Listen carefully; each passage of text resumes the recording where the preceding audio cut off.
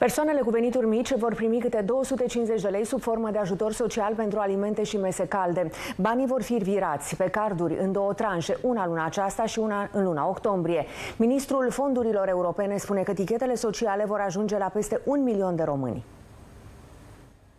Prima categorie sunt pensionarii cu vârstă de minim 65 de ani care beneficiază de indemnizația socială. Deci copiii și adulții cu grad de handicap grav accentuat sau mediu, ale căror venituri lunare proprii sunt mai mici de 2000 de lei. Familiile și persoanele singure care beneficiază de venitul minim de incluziune. Acești bani ajută în mod evident la sprijinirea celor mai vulnerabili dintre noi. Acești bani nu rezolvă problema fundamentală pe care o avem în țara noastră, mult prea mulți oameni aflați în sărăcie. Prin aceeași ordonanță aprobată astăzi, guvernul a majorat și bugetul pentru elevii din zone defavorizate pentru a putea merge la școală.